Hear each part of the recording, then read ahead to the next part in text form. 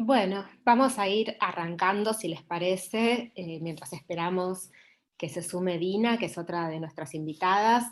Bienvenidas, bienvenides, bienvenidos a todos a esta charla, empezar por las últimas para llegar a todes, economías, cuidados y políticas sociocomunitarias, que se da en el marco del ciclo de conversaciones feministas que organizamos desde el Observatorio de Géneros y Políticas Públicas. Hoy tenemos este tema tan interesante con unas invitadas de lujo que en breve voy a presentar, pero quería hacer una cortita introducción para que nos vayamos poniendo en tema, para reponer algunas cuestiones de contexto, que bueno, seguramente todas y todos estemos al tanto, ¿no? de la situación que estamos viviendo. Nos encontramos por esta vía virtual, estamos en medio de la pandemia del COVID, que profundiza una crisis preexistente en la que nos encontramos eh, cuando llegamos al gobierno, cuando asumimos este nuevo mandato, después de lo que fue el mandato del macrismo, que nos dejó en una situación de sumo endeudamiento, pobreza, desempleo, hambre, y esta crisis se agudizó y puso en evidencia y dejó a la luz un montón de falencias y de vulnerabilidades que ya existían, pero que se hicieron incluso más patentes. Es una crisis que no solamente es sanitaria y económica, sino también social. Y nosotras además la miramos con una perspectiva de género. ¿Por qué? Porque esto dejó también al desnudo los cuidados como un nudo crítico de las desigualdades, ¿no? Digo, a partir de la crisis del COVID y de la imposición del ASPO, del aislamiento social preventivo y obligatorio, tenemos a los niños en el hogar, la suspensión de clases, la suspensión de otros espacios de cuidados o servicios, y la multiplicación de los espacios comunitarios. Y también se hizo muy evidente la necesidad de la intervención estatal, de la presencia estatal, que fue muy agradecida y muy recibida porque se hizo necesaria, pero también brotaron a la luz estas organizaciones sociales y comunitarias que ya venían trabajando previo a la pandemia, pero que hacen que se sostenga casi de manera eh, fundamental y básica todo lo que es la comunidad. Sin nuestras organizaciones sociales, esto prácticamente sería imposible. Nosotros sabemos también que la desigualdad en la distribución de las tareas tiene impactos muy concretos, provoca falta de autonomía económica en las feminidades, mayores dificultades para el trabajo formal, precarización laboral, desempleo, la pobreza está feminizada y todas estas cosas. Algunos datos que nosotras recogimos en informes que se hicieron desde el observatorio son, por ejemplo, que las mujeres e identidades feminizadas tenemos una tasa de desocupación mucho más alta, es un 11,2% en comparación a un 9,7% en los varones. En los barrios populares, esta cifra asciende a un 20%.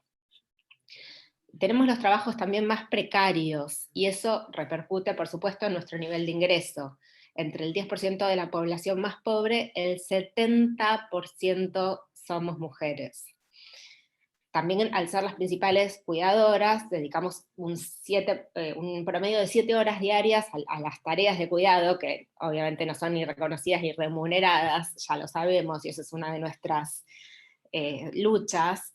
También somos las principales beneficiarias de las políticas de ayuda social del Estado, el IFE, que son un 56% de las mujeres quienes lo reciben.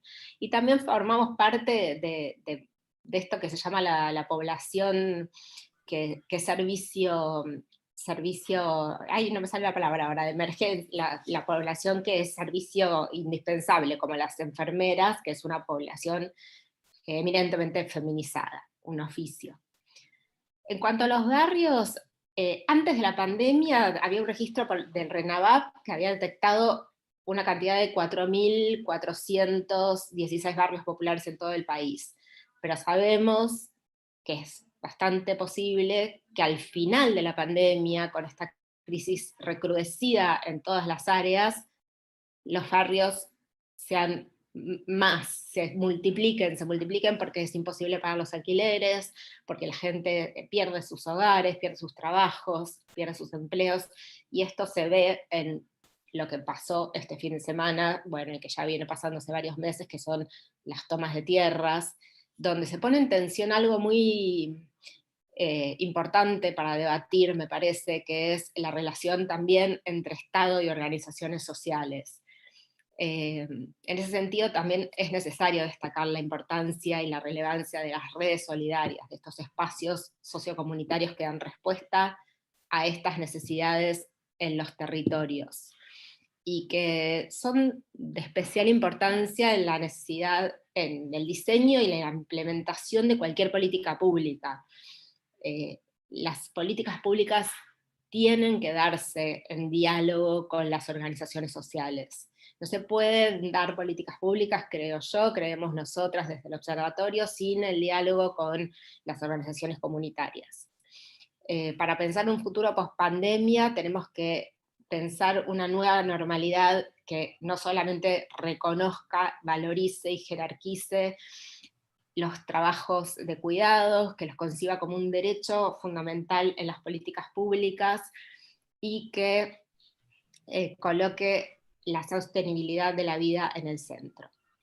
Entonces decía, hoy tenemos 3 panelistas de lujo que trabajan desde diferentes espacios en este sentido. Vamos a empezar con la intervención de Norma Sanchís, que es socióloga, directora de la Asociación Lola Mora, integrante de la Red de Género y Comercio. Norma compiló hace poco tiempo un libro llamado El cuidado comunitario en tiempos de pandemia y más allá, y que bueno, que se puede ver en internet, ¿no? En asociacionlolamora.org.ar, donde reúne textos de Marisa Fournier, de Carla Civechi, de Norma Sanchís, bueno, que es ella misma, y el prólogo de Ana Falú, la querida Ana Falú, que trabaja en estos temas, y que lo recomendamos muchísimo. Después, si llegó Dina por ahí, vamos a ver si la tenemos a Dina. Dina Sánchez es docente. Hola, Hola aquí Dina, estoy. acá estás, no te veía porque tengo el cuadrado chiquito.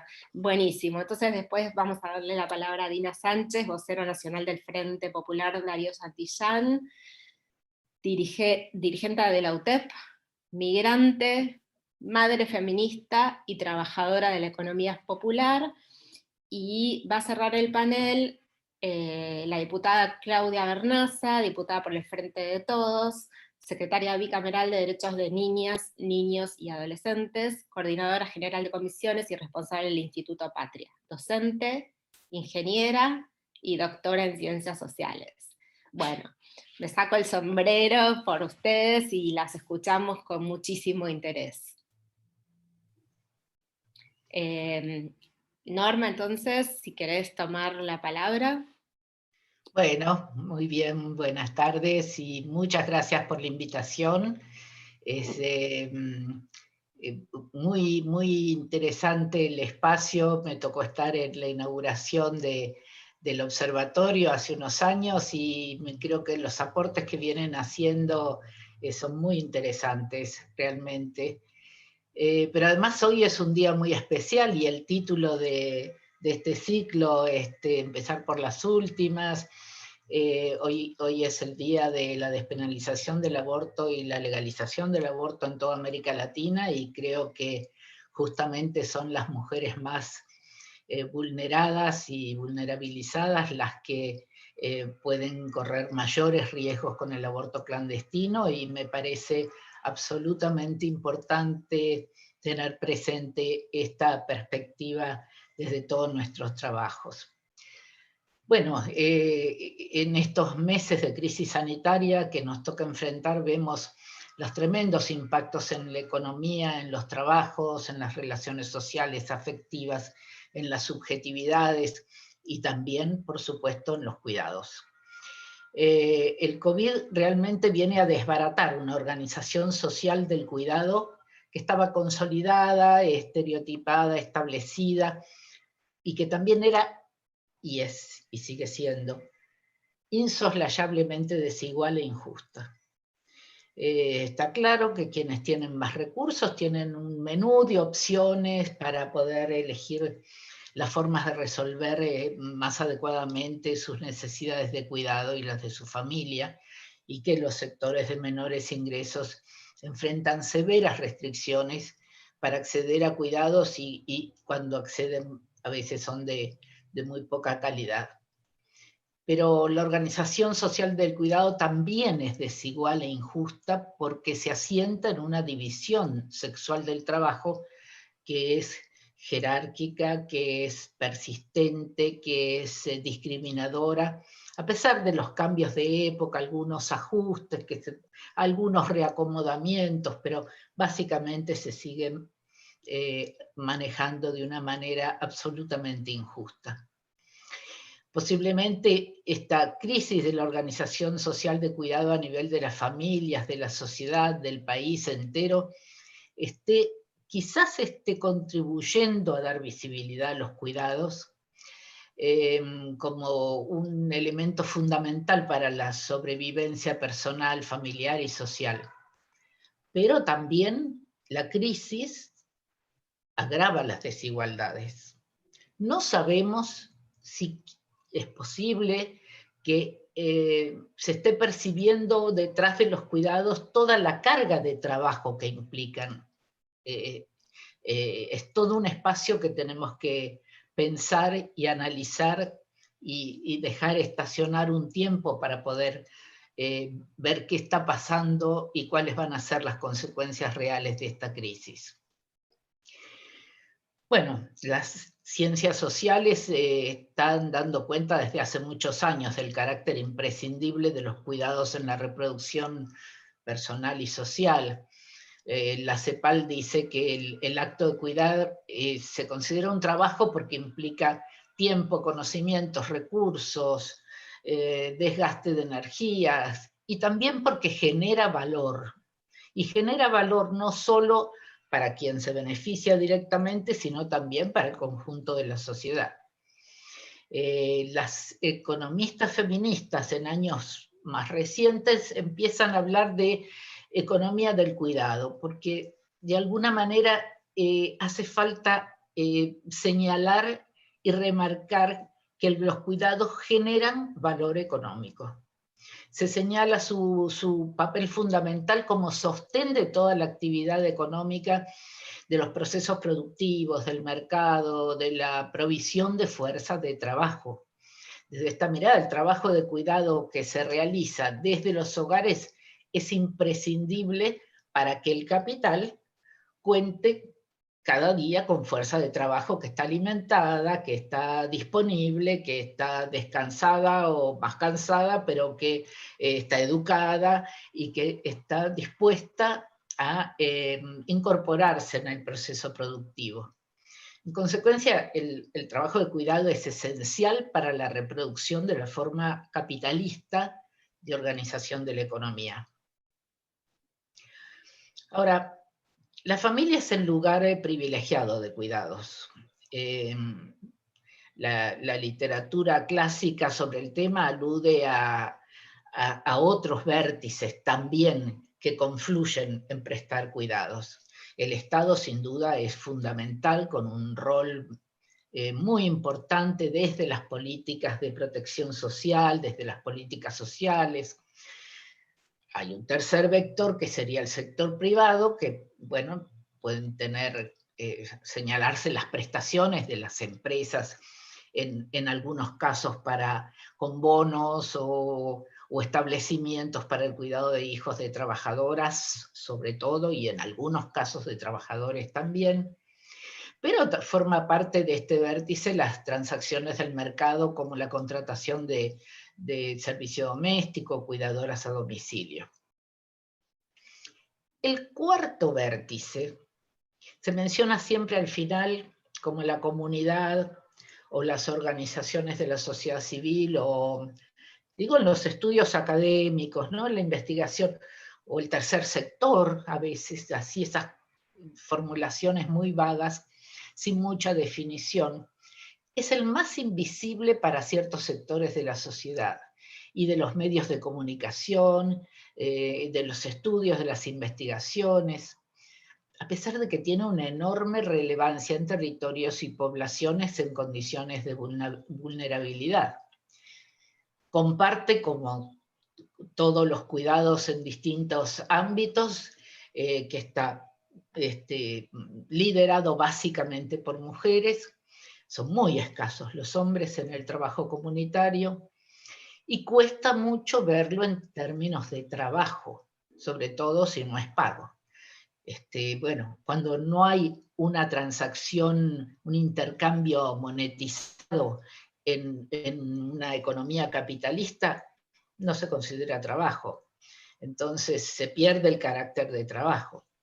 Pero incluso aunque haya alguna remuneración a las mujeres en el marco de políticas sociales, por ejemplo, a veces encontramos cierto sentimiento, incluso en las propias mujeres, de desvalorización o de provisoriedad.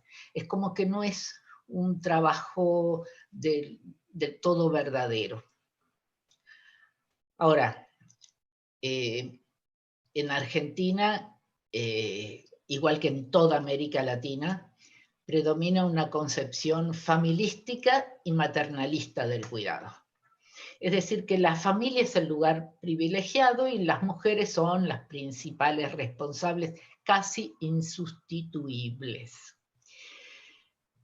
Pero en general predomina una visión bastante estrecha de la familia como familia nuclear, con vivienda independiente, preferentemente biparental, heterosexual, con padres que pueden hacer teletrabajo. Es una visión que ignora, que no considera que amplias capas de la población viven en tipos muy diversos de familias extendidas, combinadas, en viviendas precarias, muchas veces en condiciones de vulnerabilidad o incluso de hacinamiento. Pero en los territorios, en las barriadas populares, la acción comunitaria cobra un sentido prioritario. Es otra forma de cuidado, un modo colectivizado del cuidado más allá del círculo familiar primario. Inclusive, cuando se habla de cuidadoras, en general se piensa en los derechos de trabajadoras de las cuidadoras, se habla en general de las trabajadoras de casas particulares. Muy difícilmente, diría casi imposible, que se piense y se represente la idea de la trabajadora comunitaria. A veces porque está en formas organizativas poco institucionalizadas, o porque, en parte porque son subsidiarias a veces de políticas públicas, quedan subsumidas en las políticas públicas, y también, bueno, porque afecta y aparecen en ciertos sectores de la población y no en otros estratos de mayores ingresos. Cualquier trabajo barrial de militancia va a permitir encontrar inmediatamente en los barrios a los comedores, los merenderos, roperos comunitarios, guarderías, jardines de cuidado infantil, de apoyo escolar, clubes con espacios recreativos o de deportes para niños y adolescentes. En esta oferta de cuidados comunitarios participan distintos actores. Por un lado están las mujeres proveedoras de cuidados, a veces hay también agentes estatales, y también muchas veces participan organizaciones comunitarias de muy diversos orígenes, pueden ser agrupaciones políticas, religiosas, movimientos sociales, sindicatos, universidades. Por eso tienen formas muy diversas. en lo que se refiere a los recursos con que cuentan, los servicios que prestan, las prioridades, las coberturas que alcanzan. Pero algunas son muy perdurables en el tiempo, forman redes inclusive con otras organizaciones similares. Estoy pensando en la red de jardines maternales en La Matanza, por ejemplo, que llevan tiempo de estar muy asentados. Sería bueno mencionar, no podemos profundizar, pero mencionar algo de historia, porque estas organizaciones tan diversas y que aparecen siempre en estos barrios, surgen y se fortalecen frente a las catástrofes económicas.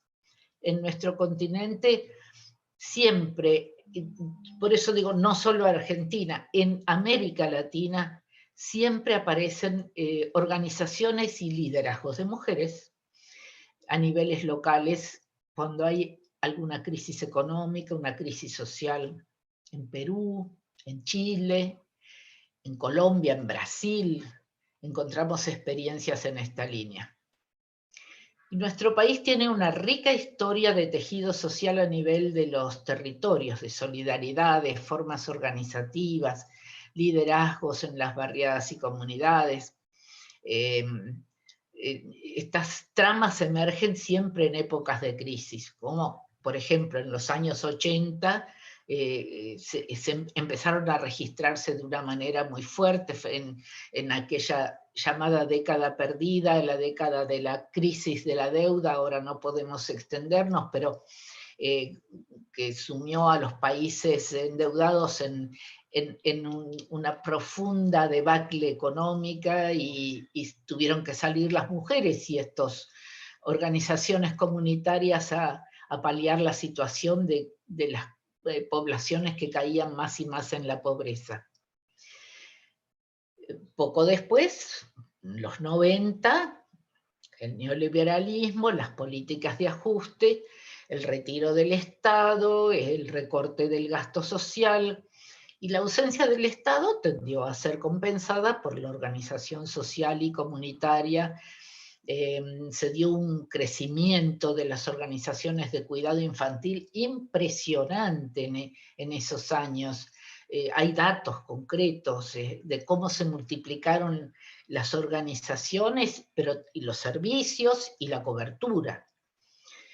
Bueno, sobre toda esta matriz de participación social y comunitaria, la crisis del 2001 encuentra una organización social que se multiplica en espacios y en estrategias de participación de las mujeres en las barriadas, en las ollas populares, en los piquetes, en los clubes de trueque. Pero además de estas características, yo quisiera resaltar algunas notas diferenciales de los cuidados comunitarios, más allá de que estos servicios esenciales que están prestando en el entorno territorial, pero que también están desafiando barreras que parecen muy consolidadas. De hecho, diluyen la oposición entre lo privado, familiar y lo público. Desafían la división tajante generada por el capitalismo, que refuerza la diferencia entre trabajo reproductivo y trabajo productivo, entre el trabajo no remunerado de cuidado y el trabajo remunerado para el mercado, por ejemplo. También en esa línea diluyen las barreras entre lo individual y lo colectivo. Hay una dimensión innovadora y rupturista que tiene el espacio de mujeres en el barrio y en el territorio. Sabemos perfectamente, con un poco de experiencia de trabajo en los barrios, que ese trabajo colectivo, ese espacio de encuentro de mujeres es un espacio de empoderamiento, de politicidad para las mujeres. Y también diluye la oposición entre amor y trabajo. A veces se dice, ¿es amor o es trabajo? Es que son las dos cosas justamente.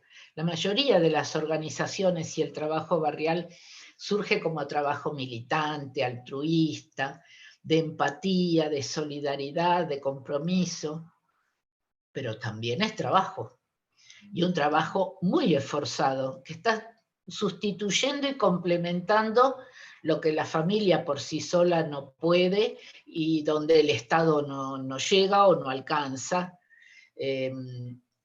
Y este trabajo poco visible es un aporte al Producto Bruto Nacional. Es un aporte que empieza a ser reconocido por el Ministerio de Economía muy recientemente, gracias a la presencia de feministas en el Estado, y que también por la voluntad política del gobierno es reconocido en el presupuesto nacional, que por primera vez en la historia se anuncia que incorpora un enfoque de género. Pero todavía quedan barreras persistentes, que son más duras. Desde nuestra óptica feminista las podemos identificar, que son las barreras que se generan por los estereotipos de género, la división sexual del trabajo, ese núcleo duro que es la raíz de la subordinación de las mujeres.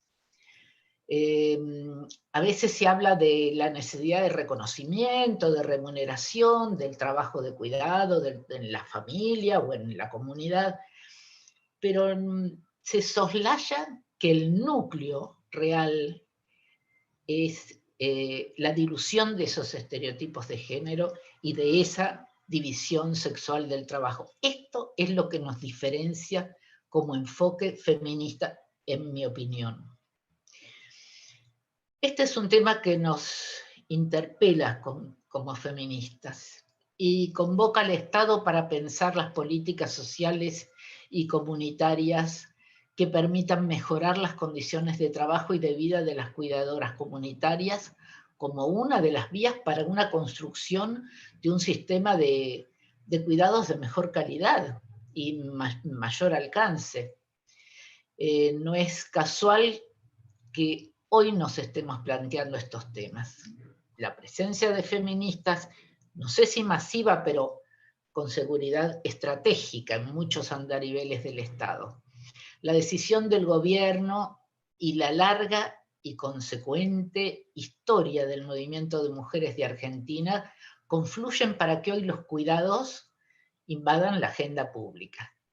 Termino con esto, creo que el desafío no es sencillo, porque implica deconstruir matrices culturales que moldean el imaginario social, implican introducir cambios en la institucionalidad laboral y de la protección social, que hasta ahora ignoró los cuidados, y también implica transformar prácticas individuales y sociales para apoyar la arquitectura de otros modelos más acordes con ideales de equidad y de justicia social y de género.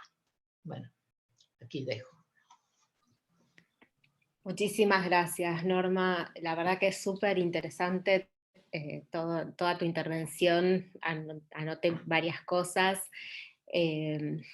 Bueno, quería, antes de pasar la palabra a Dina, quería saludar y agradecer la presencia de varias compañeras que veo por ahí, un montón de gente conocida y valiosísima con las que intercambiamos en muchos espacios.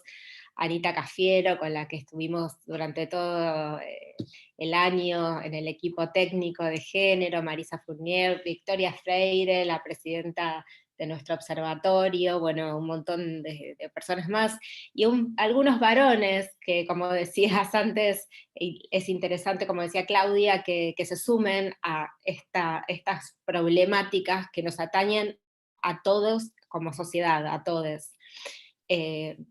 Quería también decir que pueden hacer consultas, preguntas, intervenciones en el chat, porque después al final vamos a dejar un espacio para estas dudas, consultas, intercambios, así que adelante, siéntanse libres de hacerlo. Y bueno, y ahora sí vamos a darle la palabra a Dina.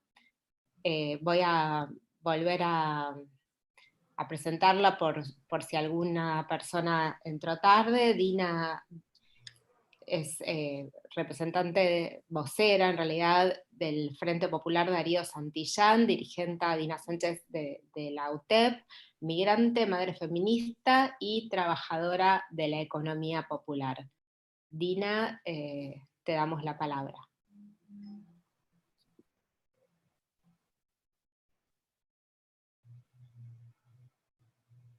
Ay, no podía desmutearme. Buenas tardes.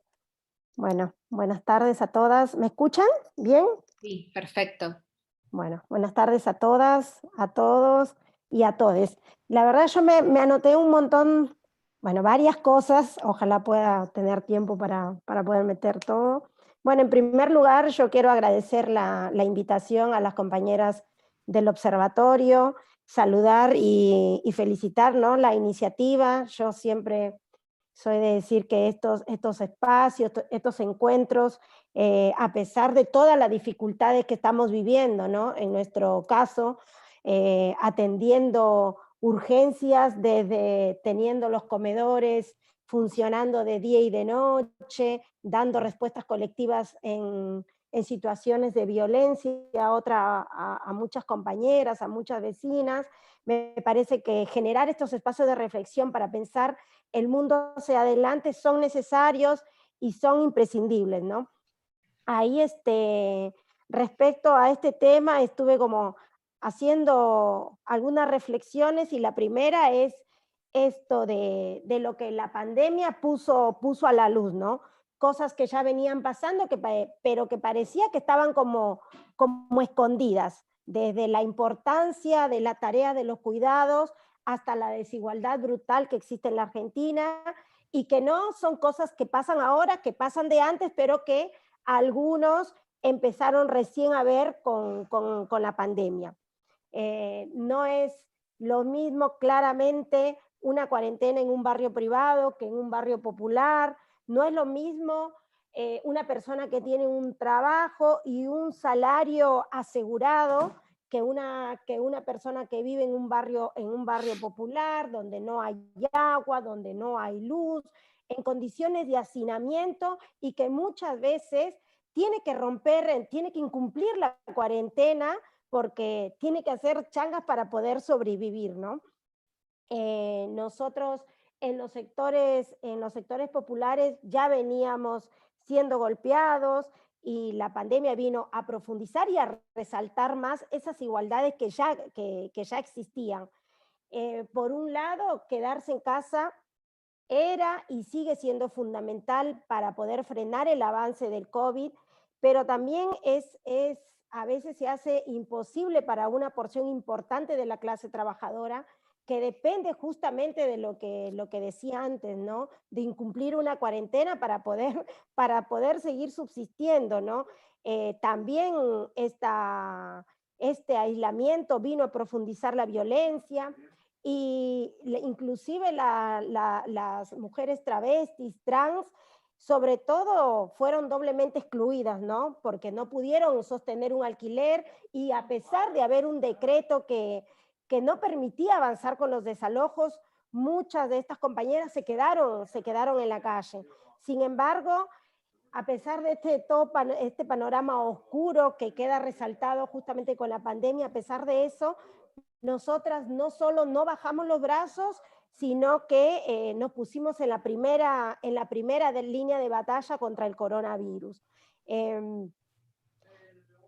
Y bueno, y ahí también, a ver, hay muchos trabajadores, pero fundamentalmente dentro de las organizaciones tenemos trabajadoras de la economía popular que sostienen a lo largo y ancho tareas esenciales, ¿no? Como lo planteaba antes, desde las ollas populares, desde las postas sanitarias, con la producción y comercialización de alimentos a precios, o sea, y encima de eso garantizando que lleguen a nuestros barrios a precios justos y accesibles, ¿no? También sosteniendo los espacios de acompañamiento en situación de violencia, produciendo barbijos, en la recolección de residuos, en la promoción ambiental. Entonces, todas estas tareas esenciales las venimos sosteniendo muchas de nosotras en los espacios somos mujeres, ¿no? La pandemia además extendió también las tareas de cuidado, ¿no? Para quienes no pueden salir, miles y miles de familias tienen personas en situaciones de riesgo, adultos mayores, y nosotras sostenemos y estamos allí sosteniendo. Entonces, estas tareas de cuidado son tareas que son invisibilizadas, pero son tareas fundamentales y esenciales, y que, vuelvo a repetir, la pandemia ha dejado con mucho más fuerza al descubierto, ¿no? Por eso mismo, en esta línea que planteamos, desde nuestro sector venimos peleando por el reconocimiento de las tareas, de las tareas que llevamos adelante las trabajadoras de la economía popular, que sostienen las ollas, a través de la ley Ramona, ¿no? Una compañera que falleció en la Villa 31 porque se contagió de coronavirus, y ella, poco antes de fallecer, sale denunciando la falta de agua en una ciudad tan rica como es la ciudad de Buenos Aires. Entonces, desde ahí, desde nuestro sector, desde la UTEP, estamos convencidos y estamos convencidas de que las consecuencias de la pandemia serán peores en materia de igualdad, va a haber más pobreza, más desocupación, mayor precariedad en el ámbito laboral. Por eso entendemos que el mundo que se viene necesita de políticas concretas para salir adelante, porque sabemos que no va a haber un futuro posible si se sigue profundizando la desigualdad. Y para eso hay que elaborar políticas públicas acordes, hay que planificarlas, hay que tocar intereses de una minoría para favorecer al conjunto. Nosotros, junto a sindicatos, los movimientos populares, los movimientos sociales, promovemos un plan de desarrollo humano integral que propone, ¿no? Que propone 4 millones, la creación de 4 millones de puestos de trabajo, la integración urbana, la urbanización de barrios populares, ¿no? Entre otras cosas, repoblar la patria y fundar nuevos pueblos productivos. Y en fin, es un trabajo bastante detallado, es un trabajo que no solamente detalla bien las necesidades de nuestro sector, sino también las necesidades básicas de mucha parte de la población, de nuestra sociedad, ¿no? A ver, acá hay cositas que me noté. Nada, entonces vuelvo a lo que planteábamos antes. En fin, es un trabajo detallado, un trabajo serio, transparente, que busca discutir en la Argentina lo que necesitamos, ¿no? Plantea, como decía antes, las necesidades de un pueblo. Y ahora bien, el debate también es que es lo que planteaba antes, ¿no? Para esto hay que tocar intereses, hay que poner por arriba los derechos y no los privilegios. Por eso decimos que en este momento de pandemia, con todo lo duro que tiene, también tenemos que aprovechar la oportunidad para construir otro mundo posible, un mundo con menos desigualdad, con más justicia, con justicia social para todos y para todas.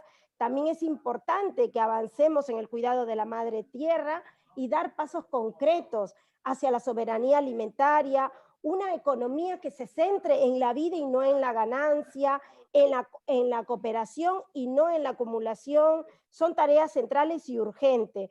Y tenemos, creo yo, también un gran desafío es de poder armar ese bloque social, político fuerte, con una unidad real, para poder combatir este sistema patriarcal, este sistema de acumulación de capital, que la verdad que no se aguanta más y hay que transformarlo, ¿no? Pero hay que transformarlo de verdad para que todos y todas podamos construir una vida digna, con derechos que puedan llegar a todos y todas, y que sigamos combatiendo la desigualdad, la injusticia, y yo creo que esa es una tarea que nos debemos todos, todas, todes, y sobre todo, bueno, este panel lleno de compañeras, y me parece que estas son iniciativas para ir hacia ese mundo que tanto soñamos y que no nos va a caer de arriba.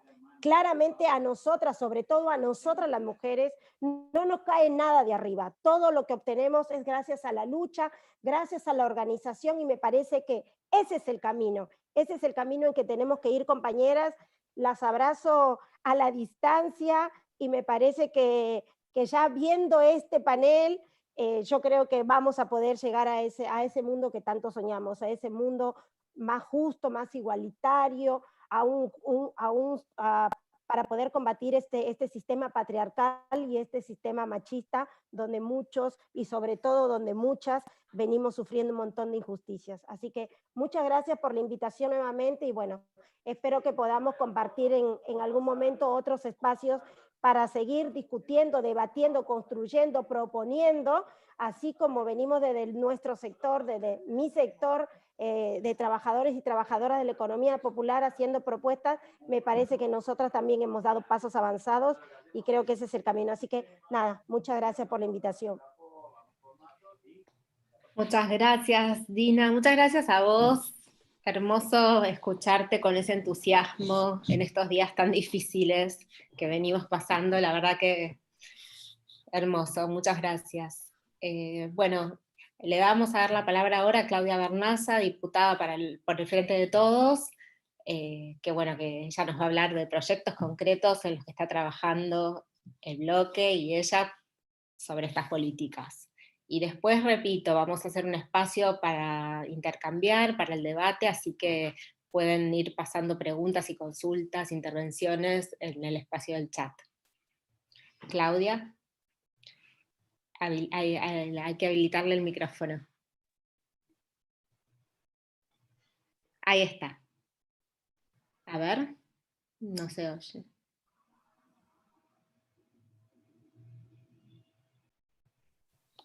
Sí. Se está cambiando el aparatito. Yo hago la relatoría. A ver ahora. Sí, me ahora escucha sí, mejor. perfecto, Bueno, gracias. esto pasa cuando les nietes usan los auriculares.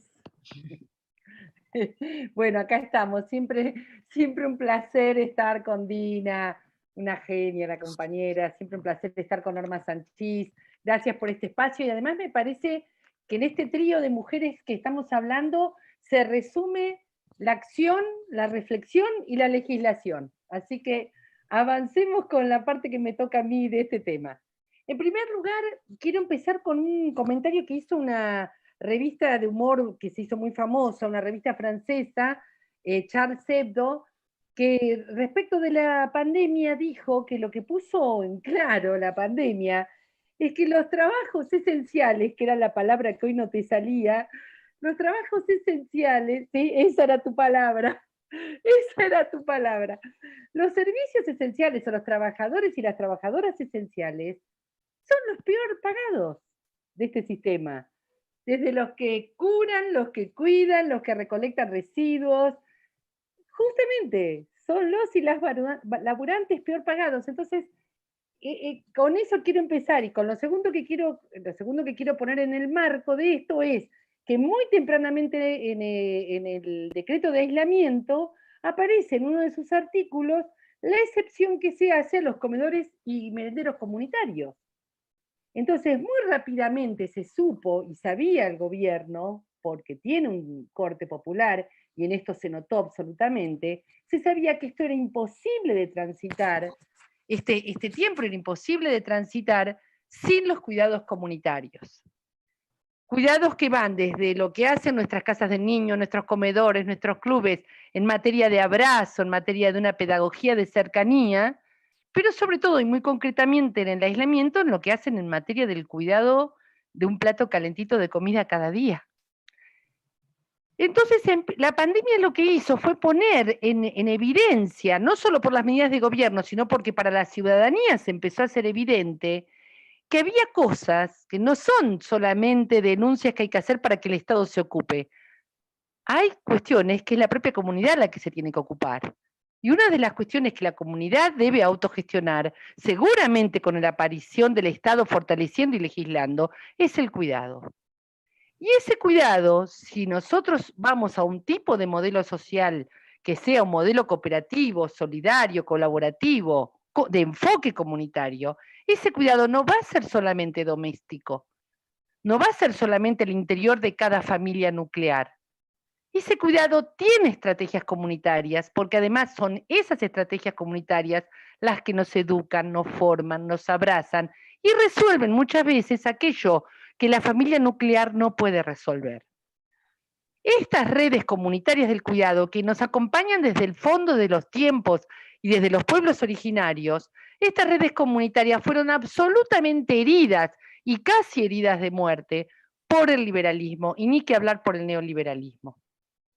Entonces, la trama hubo que reconstruirla con mucho esfuerzo a lo largo de toda la democracia, y de esto se ocuparon las organizaciones comunitarias, los movimientos sociales, en una reconstitución donde fueron cicatrizando cada hilo, cada costurita de la trama social, abriendo sociedades de fomento, revitalizándolas, abriendo grupos juveniles, casas de niños, bibliotecas, que subsisten como pueden, porque toda la oleada, más allá de los estados, toda la oleada, toda la propaganda, toda la comunicación nos propone un proyecto de vida individualista, de consumo, en el fondo un proyecto liberal, un proyecto de familias mononucleares al estilo de las películas que vemos de Nueva York, donde vemos a solteros y solteras solos en sus departamentos, que a veces van a ver a su madre o a su padre cuando están, y que a veces en la familia son 3 personas. Cuando ya nuestras leyes de niñez, y muchas de nuestras leyes, pero sobre todo las de niñez, definen a la familia como un entorno familiar comunitario, no solamente como los lazos de consanguinidad. Y eso está en la ley 26061. Así que vamos a partir de ahí para contarles las leyes que nos faltan. En primer lugar, lo que nos falta es dar la batalla cultural, pero la batalla cultural también la empujan o la dan diputadas y diputados que podemos proponer leyes, porque las leyes agitan, los proyectos de ley agitan. En ese tema, nosotros en el bloque de Frente de Todos y Todas, tenemos un conjunto de diputados y diputadas que venimos de la organización comunitaria, de la organización barrial o de los movimientos sociales. ¿Qué es lo que hemos hecho? Cada uno de nosotros y nosotras acompaña o apoya los proyectos que van presentando los otros y otras, de tal manera que hay como una regla no escrita que dice, en la actividad legislativa, bueno, la ley que pueda llegar primero, buenísimo, allá vamos, detrás de ella. Pero mejor que estén toda una batería de proyectos de ley presentados. En esa batería hay un proyecto de ley que algo comentó Dina, que es lo que se conoce como Ley Ramona, que es la idea de que quienes están al frente de comedores y merenderos puedan tener una remuneración por la tarea que realizan. Y acá quiero tomar un enfoque o un precepto, un principio doctrinario o teórico que comenta Norma, que quiero que esté en el centro de lo que vayamos a discutir. Lo que estas trabajadores y trabajadores hacen cada día en estos espacios, en los clubes, en las casas del niño, en los jardincitos comunitarios, es amor y es trabajo. Es amor y es trabajo. Y esto le rompe la cabeza y le rompe los esquemas al capitalismo. Lo hace saltar por los aires. No hay regla capitalista que pueda contener esto. Solo lo contiene un espacio y un proyecto nacional, popular, comunitario, latinoamericano y feminista, porque si no, no se entiende. Porque el liberalismo y la economía te llega a reconocer últimamente y a fuerza de luchas feministas el cuidado.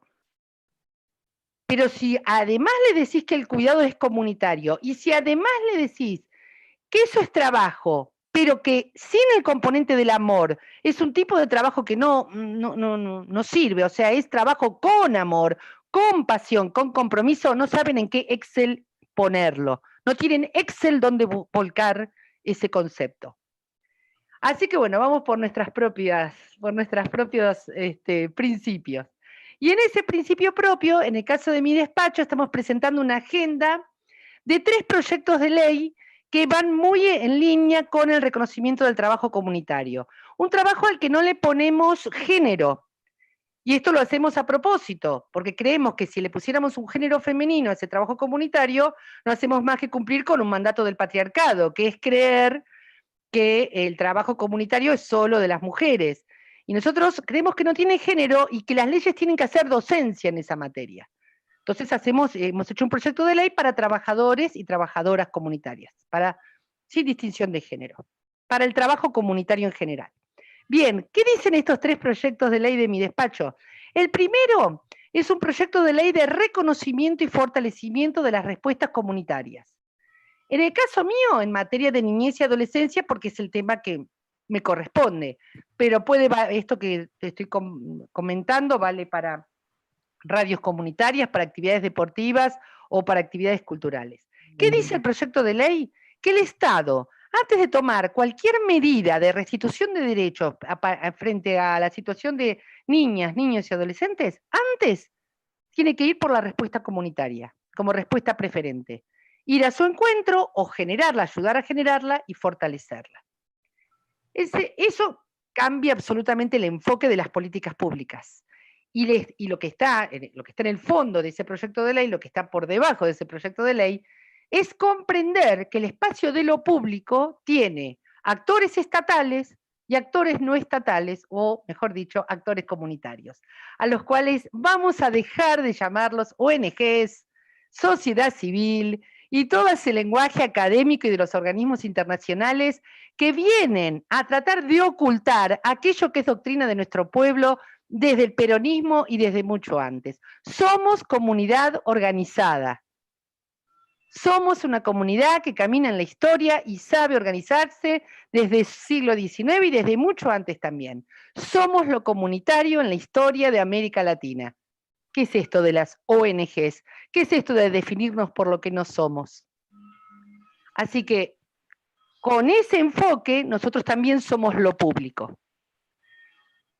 Por eso, el segundo proyecto de ley postula la creación del Instituto Nacional de la Organización Comunitaria, de tal manera que no tengan que pasar por ese verdadero infierno de tramitaciones para registrarse en miles de registros, para tener que eximirse de ganancias o la imposibilidad de eximirse del impuesto al cheque, estos trámites engorrosos para presentar balances económicos, cuando en realidad este segundo proyecto de ley genera o crea el Instituto del Balance Social, que es lo que corresponde a estas instituciones. Nosotros generamos productos sociales, no generamos ganancias, y esto tiene que estar como instituto. La obligatoriedad que tenemos frente al Estado, que es la comunidad organizada, la institución más compleja de la comunidad organizada y donde nos registramos y donde damos cuenta de nuestros actos, allí lo que vamos a presentar las organizaciones comunitarias es balances sociales, no económicos, no balances económicos. Y esto nos define como sujetos no imponibles para el impuesto a las ganancias. Del mismo modo, este proyecto de ley crea la figura del bien de utilidad social como bien inembargable e inejecutable frente a juicios, frente a demandas, que pueden ser tanto bienes muebles, inmuebles o cuentas. Y el tercer proyecto de ley, más ligado al cuidado comunitario, crea un régimen de promoción y regularización del trabajo comunitario, declarando en sus primeros artículos de interés, el trabajo de interés público, el trabajo comunitario, y a partir de esa declaración de interés, postula una comisión tripartita donde el Estado es corresponsable del pago de este trabajo, de sus contribuciones y aportes, a través de una comisión tripartita, porque en realidad el Estado, en sus programas públicos muy ligados, muy vinculados a las ayudas o a los programas de los organismos internacionales de crédito, ha generado programas que suelen financiar la papa, suelen financiar el pela papa, pero no financian o no tienen en cuenta el salario de quien pela la papa. Y esto no es una casualidad, esto es una causalidad que tiene que ver con un enfoque filantrópico conservador que está en el fondo del diseño de los programas de los organismos internacionales. No son las señoras de la beneficencia, las damas de la caridad, las que van a venir a trabajar en nuestras organizaciones. Es el propio pueblo que se autoorganiza. Y de hecho, el 80% de nuestra organización comunitaria se genera en los propios barrios. Y es donde nosotros queremos que se genere, por eso en la definición que hacemos en estas leyes de la organización comunitaria, pedimos que el domicilio sea un domicilio en territorio y que sus fundadores sean fundadores en territorio. No los podemos definir por las figuras jurídicas del Código Civil y Comercial, porque fundaciones también está la Fundación Noble, o la Fundación Telefónica. La asociación civil también es la Bolsa de Cereales de Rosario. Entonces, las estamos definiendo por otros parámetros. La verdad que digo esto de que no somos damas de la beneficencia y no puedo dejar de recomendar Carta Eva, una serie que está dando vueltas ahora para alguno que quiera verlo, porque no puedo dejar de nombrar a Evita como la gran mentora de toda esta concepción, digamos. Es Evita la que nos enseñó todo esto. Lo único que estamos haciendo es desandar el camino del neoliberalismo y regresar a las fuentes y regresar al espíritu, las convicciones y la obra de Eva Duarte de Perón. Muchas gracias. Gracias a vos. Claudia, gracias a vos. Es súper increíble todos los proyectos. Acá te preguntan si se pueden compartir algunos de esos proyectos. Y otra cosa que aporta Marisa Fournier es que otra cosa que no tiene lugar en las guías es el trabajo de cuidado asociativo. La asociatividad también es despreciada. Esto que se decía, ¿no? Que el trabajo con amor no le explota la cabeza al capitalismo. Repongo lo que venían diciendo, es excelente. Y bueno, lo asociativo también. Hay una pregunta de Victoria Freire, que, bueno, ustedes me frenan si alguna quiere responder a estas cosas o ampliar alguna de estos temas. Mismo Marisa, si querés aportar sobre esto que comentabas. Victoria Freire pregunta, ¿qué experiencias recuperan en el reconocimiento del trabajo de cuidados no remunerados?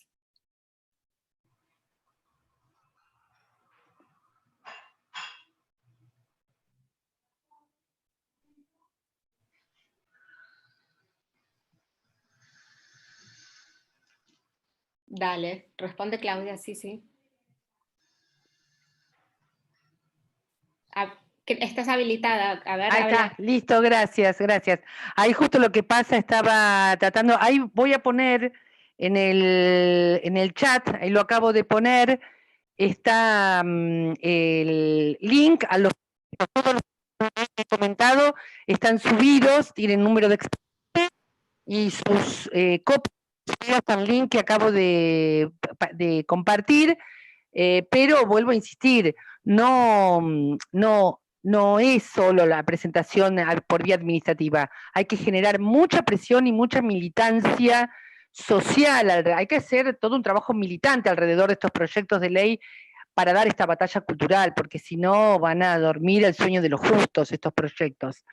Lo que quiero comentar es que en realidad los proyectos que yo presento parten de una experiencia colectiva de organizaciones de niñez, que nos reunimos en las organizaciones de los chicos del pueblo, que somos herederas de aquel mítico Movimiento Nacional de los Chicos del Pueblo, donde también está Interredes, donde hay una cantidad de redes de jardines comunitarios, donde está también FARCO, la Federación de Radios Comunitarias, que venimos presentando y representando esta agenda desde hace muchísimos años. Hemos logrado aprobar la ley 27.218, régimen tarifario para entidades de bien público, pero bueno, seguimos batallando. Quiero decir, no son invenciones mías. Yo formo parte del Hogar y la Casa del Niño Lugar del Sol, acá en Berazategui, que forma parte de los Chicos del Pueblo, y allí hay más de 300 organizaciones de todo el país que estamos detrás de estos proyectos de ley. Todas esas experiencias las recato, lo mismo que las experiencias de las compañeras de la UTEP y los movimientos sociales, digamos, hay muchísimas experiencias. La verdad que esta pandemia hubiera sido una tragedia mucho, mucho peor si no hubieran estado estas redes de la organización comunitaria. Absolutamente. Gracias. Acá Sofía Coraza pregunta a quien quiera responder cuáles son las potencialidades del entramado comunitario o las soluciones que en los territorios están dando respuestas eficientes y puedan ser incorporadas a las políticas públicas centrales. Ahí vi que movías la manito. Norma, no sé si querés responder vos. Bueno, por un lado, yo accedí a los proyectos de Claudia, la verdad que hace pocos días, poco tiempo, me resultaron sumamente interesantes. A pesar de que estoy preocupada por el tema y trabajando y pensando el tema, no los conocía, y eso me preocupa porque necesitamos difundirlos mucho más. Me parecen sumamente valiosos y creo que, como ella misma dice, necesitamos empujarlos, necesitamos promoverlos y difundirlos mucho, mucho más. Ponerlos en debate también es fundamental. Yo creo que una de las dimensiones más interesantes de todos estos temas es el potencial inclusive que tiene el cuidado en general, y quizás el cuidado comunitario en particular, es este potencial de generar empleo.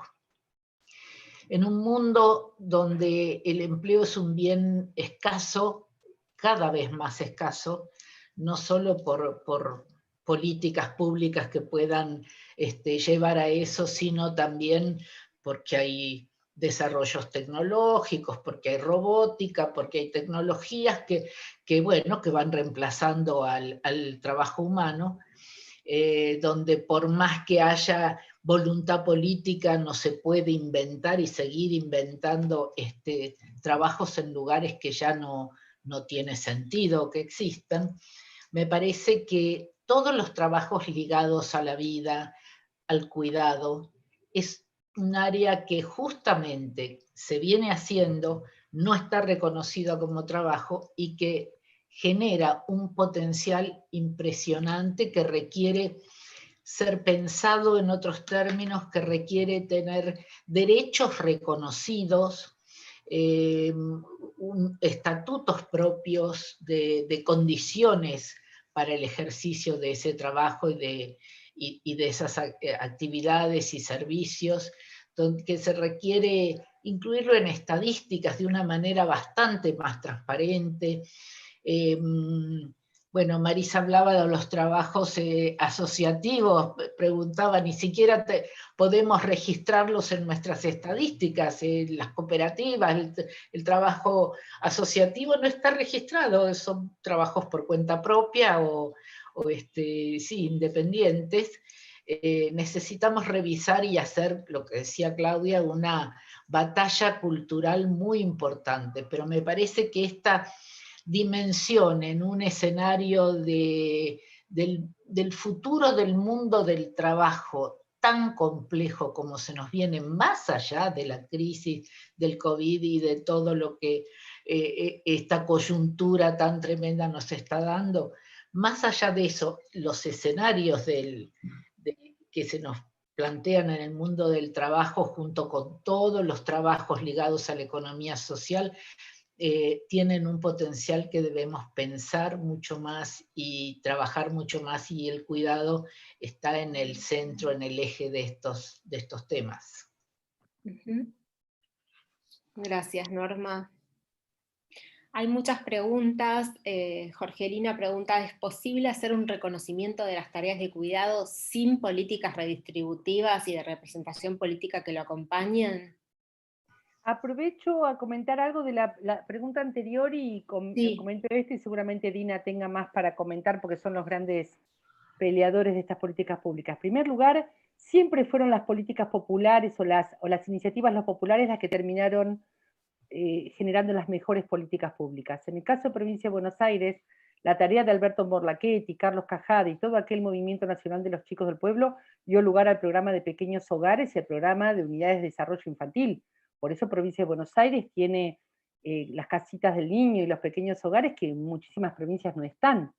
Y eso fue porque primero fue una iniciativa popular que tuvo vocación política y tuvo potencia política para requerir que esas políticas fueran asumidas por las fuerzas políticas y las fuerzas de gobierno. De hecho, las recepta Antonio Cafiero y sobre todo Ana Goitía de Cafiero, lo digo porque bueno, estaba presente en este conversatorio Ana Cafiero, un homenaje muy particular a su mamá, a Ana Goitía, que fue la que escuchó al Movimiento Nacional de los Chicos del Pueblo y que fue la mentora de los programas que hoy todavía subsisten en la provincia de Buenos Aires, de casas del niño y jardines comunitarios y pequeños hogares. O sea, siempre las iniciativas populares, cuando tienen vocación de ser militados y generan movilización y tienen vocación de poder, terminan construyendo políticas públicas. Y digo más, terminan generando las mejores políticas públicas en cada materia. Y lo segundo, respecto de lo que comenta la compañera, pero ahora me olvidé lo que comentaba la compañera. Jorgelina preguntaba si se puede hacer un reconocimiento de las tareas de cuidado sin políticas redistributivas de representación. Sí, vamos peleando todo al mismo tiempo, vamos peleando en varios frentes. Por supuesto que vamos por otra redistribución de la riqueza en este país, vamos por otro modelo social y económico, pero los chicos no esperan, y los cuidados no esperan, y las mujeres no esperan, entonces vamos dando las batallas en todos los frentes. Perfecto, gracias. Dina, ¿querés agregar algo sobre esta cuestión?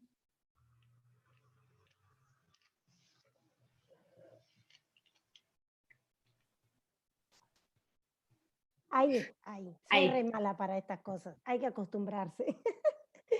No, yo hay dos cuestiones que quería, me quedé como pensando que no. A ver, para nosotros, no solamente desde mi organización, sino desde nuestro gremio, desde nuestro sector, casualmente entendemos que en el mundo que se viene necesitamos otra política, ¿no? Unas políticas donde las tareas esenciales que el mercado despreció históricamente porque no dan ganancia, porque no son rentables, entre comillas, hoy son fundamentales, son esenciales y que tiene que ver con el cuidado de la vida, con la alimentación, con la producción. Y también otra cuestión que es importante es que nosotras no estamos dispuestas a que termine la pandemia y volvamos a la normalidad, ¿no? Porque no tiene nada de normal, no tenía nada de normal y no tiene nada de normal que maten a una mujer cada 23 horas, no tiene nada de normal que vecinos y vecinas mueran por riesgo eléctrico en una villa o que mueran muchas veces porque la ambulancia no quiere entrar a nuestros barrios, ¿no? Entonces, tenemos que seguir construyendo políticas concretas porque no podemos seguir naturalizando la violencia machista, ni la pobreza, ni la desigualdad. Entonces, ahí me parece fundamental que en un mundo donde la pandemia nos da una posibilidad de construir otro mundo diferente, también tienen que ser con políticas concretas. Entonces, me parece fundamental dejar esto bien marcado, porque la realidad es que más allá de todos los esfuerzos que hacemos, tanto, a ver, las respuestas comunitarias, frente a la violencia machista, las respuestas frente a la alimentación. La verdad es que muchas veces lo hacemos por voluntad, lo hacemos por compañerismo, todas las tareas sociocomunitarias que llevamos adelante, pero no basta con voluntad. Tienen que haber políticas que acompañen todo este gran esfuerzo que se está haciendo, y vuelvo a repetir, en los barrios populares estamos, la verdad, haciendo un gran esfuerzo y que muchas veces con eso no basta. Por eso es que nosotras estamos peleando desde nuestro sector, y yo creo que también desde todos los sectores tenemos que empujar, ¿no?, hacia un solo lugar y pelear para que estas políticas se lleven a la realidad y que no queden en una experiencia, porque la realidad es que podemos hacer un montón de experiencia, podemos hacer un montón de esfuerzo, pero si no hay políticas que acompañen todo el gran esfuerzo, queda, vuelvo a repetir, en una simple experiencia, en un simple anécdota. Y compañeras, las muertes, la violencia machista, la pobreza, la desigualdad, la injusticia, no son experiencias que pasan así nada más. Entonces hay que unirnos para llevar adelante esta política y que se hagan realidad. Gracias, Dina. Hay una pregunta de Ani Cafiero que me parece súper fundamental como para darle un cierre a esta mesa, y tenemos, bueno, apareció un pedido de Marisa para tomar la palabra, así que también le vamos a dar la palabra, y con estas dos cuestiones podemos ir cerrando, que ya estamos sobre la hora, y ya dentro de un ratito nos tenemos que ir al pañuelazo, ir preparándonos, pero me parece que nos atraviesa justo esta pregunta de Anita Cafiero, que dice: en el mapa de cuidado federal que se hará el año que viene, ¿hay ítems especiales para identificar quiénes son las últimas para poder empezar por ellas? Bueno, y Marisa, si le pueden habilitar el micrófono, así también cuando quiere intervenir puede hacerlo.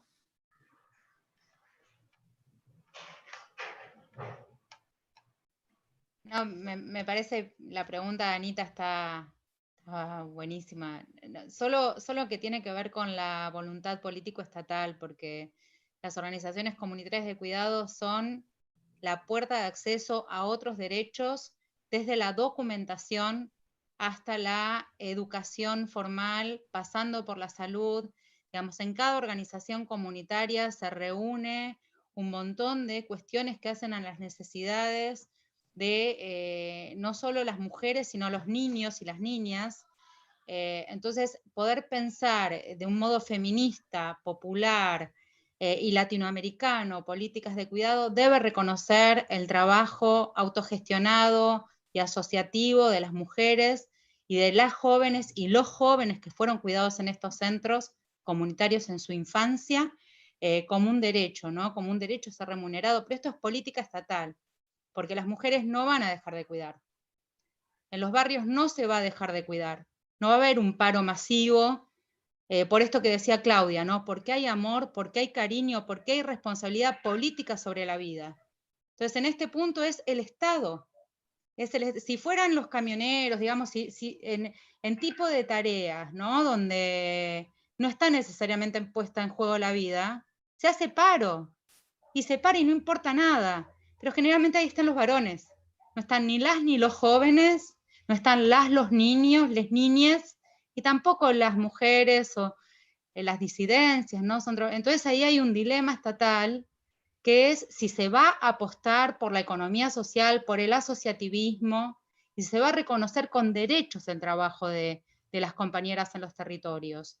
La investigación empírica nos muestra que son puertas de acceso a derechos, y una multiplicidad enorme de derechos.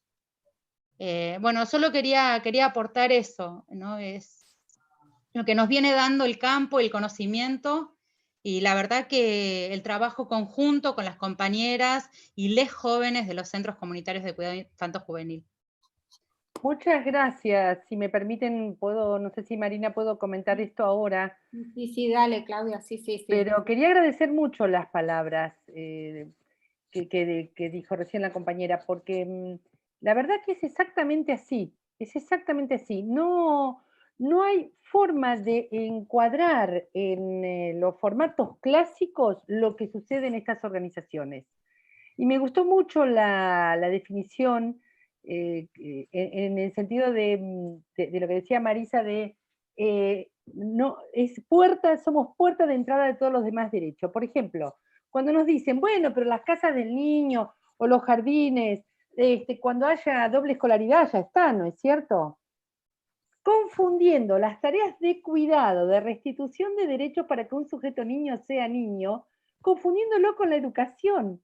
Cuando lo que hace una casa del niño no solo no compite con la escuela, sino que es su posibilidad.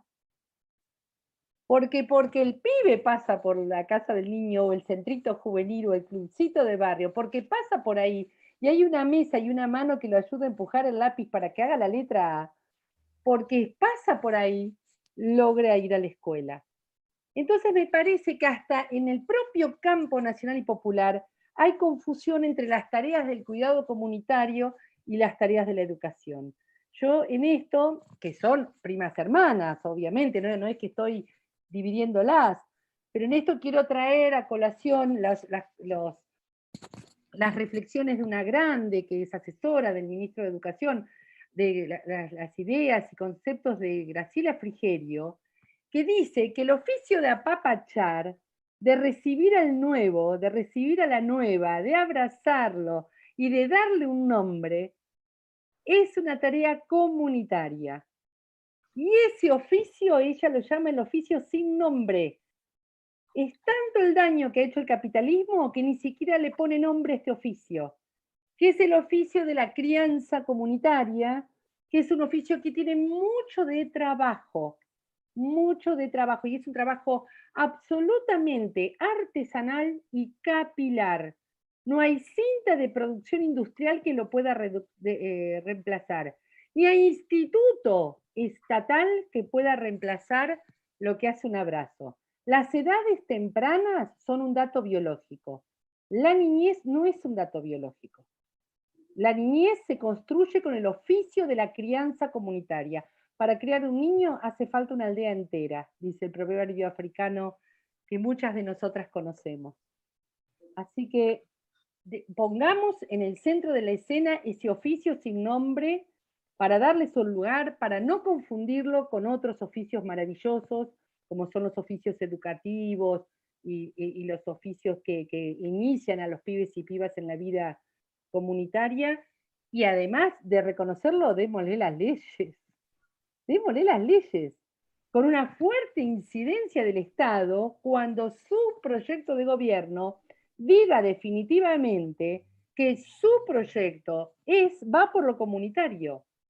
Y eso es una decisión. Yo celebro enormemente el decreto de Alberto Fernández referido al cupo trans, no solo por lo que todas lo celebramos, sino porque en el artículo 4 define que estas personas pueden entrar aún sin tener la escuela secundaria, y que en todo caso la terminalidad la hacen adentro. Recuerden que Alberto va a ser conocido por haber sido el presidente de la diversidad. Pero no quiero que pase desapercibido que todavía los títulos de grado de la educación formal tienen corte de clase. Tienen corte de clase, aún con todos los esfuerzos que hicieron nuestros gobiernos populares, con el FINES, con la creación de universidades populares. A nuestros pibes y pibas les cuesta mucho acreditar sus saberes. Y allí tienen un rol enorme las organizaciones de la crianza comunitaria, del cuidado comunitario. Bueno, basta de que sean las organizaciones invisibles, basta, basta. Tienen que ser las organizaciones conocidas, reconocidas y legisladas de este tiempo. Voy a hacer un cartel que diga el oficio de apapachar, lo voy a poner en, no sé. Bueno, nosotros, lo del oficio de apapachar lo dice Graciela Frigerio y me encanta, y nosotras decimos, la ternura será ley. Es hermoso escucharlas. La verdad que no quiero dejar a nadie con palabras en la garganta, me están haciendo señas, pero si alguna quiere decir algo, está habilitada. Y antes de despedirme, quiero agradecer a las más de 50 personas que nos acompañaron durante todo este rato, un lunes a las 4 de la tarde de sol, así que bueno, es un montón. Y también invitarles a todos a la próxima conversación de este ciclo de charlas que estamos haciendo desde el observatorio, que va a ser el 5 de octubre, con una introducción feminista al sistema financiero. La deuda es con nosotros. Las invitadas van a ser Delfina Rossi, Claudia Ormechea y Lucy Caballero. Así que bueno, esperamos verlos ahí. No sé si alguien quiere agregar algo, como les decía, no las quiero cortar así en seco, y si no, abrazarlas a todas de manera virtual y ojalá pronto volver a encontrarnos cara a cara para pasarnos un mate. Muchísimas gracias. Gracias Claudia, gracias Dina, gracias Norma. La verdad que riquísimas sus intervenciones y bueno, ahí veo a Marisa ya levantando el pañuelo, en un rato vamos al pañuelazo y que sea ley. Gracias a todas.